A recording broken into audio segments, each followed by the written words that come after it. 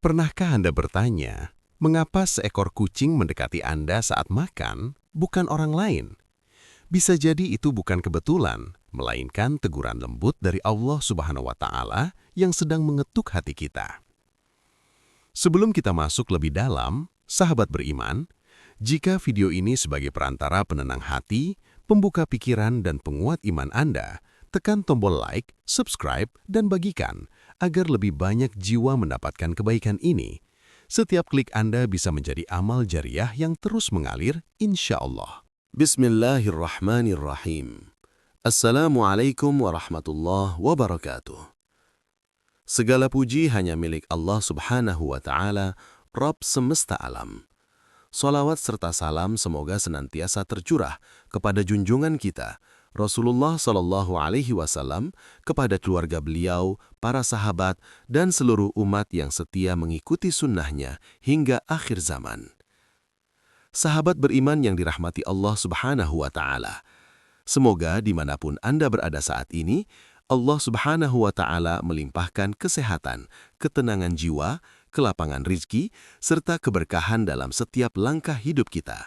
Amin ya Rabbal Alamin. Sahabat beriman, kucing adalah makhluk yang sangat dekat dengan kehidupan manusia. Ia hidup di sekitar rumah kita, warung, masjid, pasar, bahkan perkantoran. Hewan kecil berbulu ini sering kita anggap biasa, padahal dalam Islam, kucing memiliki kedudukan yang istimewa. Bahkan, Rasulullah SAW dikenal sebagai pribadi yang sangat mencintai kucing. Salah satu sahabat beliau, Abu Hurairah radhiyallahu anhu, mendapat julukan itu karena kecintaannya pada kucing. Namun hari ini, mari kita renungkan lebih dalam, apa makna ketika seekor kucing mendekati kita, terutama saat kita sedang makan? Apakah hanya karena lapar? Atau ada pesan langit yang sedang disampaikan dengan cara yang sangat lembut? Pertanda pertama, pengingat hak rizki orang lain. Sahabat beriman, ketika seekor kucing mendekati kita saat makan, jangan terburu-buru menganggapnya sekadar hewan lapar. Bisa jadi, itu adalah teguran paling lembut dari Allah Subhanahu wa Ta'ala. Teguran yang tidak disampaikan dengan suara keras, tidak dengan musibah, tidak pula dengan kehilangan, melainkan dengan makhluk kecil yang menggugah nurani. Allah Subhanahu wa Ta'ala sedang mengingatkan kita bahwa rizki yang ada di hadapan kita bukan sepenuhnya milik kita. Makanan yang kita santap, minuman yang kita nikmati, bahkan ketenangan saat kita duduk dan makan dengan aman, semuanya hanyalah titipan. Allah Subhanahu wa Ta'ala berfirman dalam Al-Quran, "Wa fi amwalihim haqqun lis-sa'ili wal mahrum." Dan pada harta-harta mereka ada hak untuk orang miskin yang meminta dan orang miskin yang tidak mendapat bagian. Perhatikan sahabat beriman, Allah Subhanahu wa Ta'ala tidak mengatakan sedekah dalam ayat ini. Allah Subhanahu wa Ta'ala menggunakan kata haqqun. Artinya, bukan kebaikan tambahan, bukan pula kemurahan hati semata, tetapi kewajiban yang melekat pada setiap rizki yang Allah Subhanahu wa Ta'ala titipkan kepada kita. Dan hak itu tidak selalu datang dalam bentuk manusia yang meminta dengan lisan. Kadang, hak itu datang dalam bentuk seekor kucing yang duduk diam menatap makanan kita. Makhluk Allah Subhanahu wa Ta'ala yang tidak bisa berbicara, tetapi menyampaikan pesan dengan kehadirannya. Sahabat beriman, ayat ini memang menyebut manusia, namun hikmah Al-Quran tidak sempit, karena seluruh makhluk hidup adalah ciptaan Allah Subhanahu wa Ta'ala dan hidup dari rizkinya. Allah Subhanahu wa Ta'ala juga berfirman, "Wama min dabbatin fil ardi illa 'ala Allahi rizquha." Dan tidak ada satupun makhluk melata di bumi, melainkan Allah Subhanahu wa Ta'ala yang menjamin rizkinya. Renungkan baik-baik sahabat beriman. Jika Allah Subhanahu wa Ta'ala telah menjamin rizki setiap makhluk, lalu mengapa kucing itu berada di dekat kita? Mengapa bukan di tempat lain? Mengapa bukan di depan orang lain yang juga sedang makan? Karena bisa jadi, Allah Subhanahu wa Ta'ala sedang memilih kita sebagai perantara rizkinya. Saat kita makan dengan tenang, dalam keadaan cukup, bahkan berlebih, sementara ada makhluk Allah Subhanahu wa Ta'ala yang lapar di dekat kita, disitulah iman diuji, bukan dengan kata-kata, tetapi dengan tindakan. Hati yang masih hidup akan berbisik, "Ini bukan milikku sepenuhnya." Bukan karena kasihan semata, tetapi karena sadar bahwa setiap suapan yang kita nikmati ada pertanggungjawaban di hadapan Allah Subhanahu wa Ta'ala. Sahabat beriman, banyak manusia yang rajin beribadah, namun lupa bahwa ibadah sosial dan kasih sayang adalah bagian dari iman. Banyak manusia yang takut hartanya berkurang, padahal yang membuat rizki sempit bukan memberi, melainkan menahan hak yang bukan miliknya. Ketika kucing itu datang, Allah Subhanahu wa Ta'ala sedang bertanya kepada hati kita, apakah engkau sadar bahwa rizkimu adalah amanah? Apakah engkau peka terhadap makhlukku yang lemah? Atau hatimu telah tertutup oleh rasa memiliki? Dan seringkali sahabat beriman, bukan kucing yang sedang meminta makanan, tetapi Allah Subhanahu wa Ta'ala sedang menguji keikhlasan kita melalui kucing itu. Pertanda kedua, pintu pahala keikhlasan. Sahabat beriman, memberi kepada kucing adalah latihan keikhlasan yang paling jujur dan paling murni. Bukan keikhlasan yang terlihat oleh manusia, tetapi keikhlasan yang langsung disaksikan oleh Allah Subhanahu wa Ta'ala. Mengapa demikian? Karena kucing tidak bisa membalas apapun kepada kita. Ia tidak mengenal nama kita. Ia tidak tahu status kita. Ia tidak mampu mengucapkan terima kasih. Ia tidak bisa mendoakan kita dengan lisan. Ia juga tidak akan membalas kebaikan kita dengan materi, jabatan, atau pujian. Dan justru disitulah nilai keikhlasan itu diuji dan dimurnikan. Sahabat beriman, banyak kebaikan yang dilakukan manusia tetapi tercemar oleh harapan balasan. Berbuat baik kepada sesama manusia seringkali masih disertai keinginan untuk dihargai, dikenang, atau dibalas suatu hari nanti. Namun ketika kita memberi kepada kucing, tidak ada harapan selain ridho Allah Subhanahu wa Ta'ala. Rasulullah SAW bersabda, "Fi kulli kabidin rotbatin ajrun." Pada setiap makhluk bernyawa terdapat pahala dalam berbuat baik kepadanya. Hadis riwayat Bukhari dan Muslim. Perhatikan sahabat beriman, Rasulullah SAW tidak membatasi pahala hanya untuk manusia, tidak pula hanya untuk makhluk yang berguna bagi kita. Setiap makhluk bernyawa ada pahalanya. Artinya, ketika tangan kita bergerak memberi, ketika hati kita tergerak oleh belas kasih, maka pahala langsung dicatat meskipun yang kita beri tidak mampu membalas sedikit pun. Bayangkan sahabat beriman, satu suapan makanan yang mungkin kita anggap sepele, sisa lauk yang mungkin hampir kita buang, bisa menjadi penyebab dosa-dosa besar diampuni oleh Allah Subhanahu wa Ta'ala. Rasulullah SAW juga mengisahkan sebuah peristiwa yang sangat mengguncangkan hati, tentang seorang pendosa yang melihat seekor anjing kehausan. Dengan penuh belas kasih, ia turun ke sumur, mengambil air dengan sepatunya, lalu memberi minum anjing tersebut. Maka Rasulullah SAW bersabda bahwa Allah Subhanahu wa Ta'ala mengampuni dosa-dosanya. Renungkan ini dalam-dalam sahabat beriman. Bukan karena banyaknya ibadahnya, bukan karena panjangnya solatnya, tetapi karena satu perbuatan ikhlas kepada makhluk yang sangat lemah.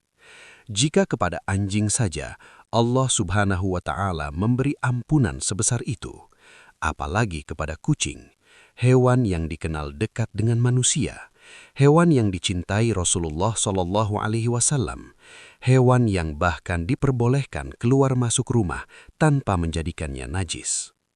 Sahabat beriman, memberi kepada kucing adalah pelajaran besar tentang bagaimana seharusnya hati seorang mukmin bekerja, memberi tanpa pamrih, memberi tanpa menunggu balasan, memberi tanpa takut kekurangan.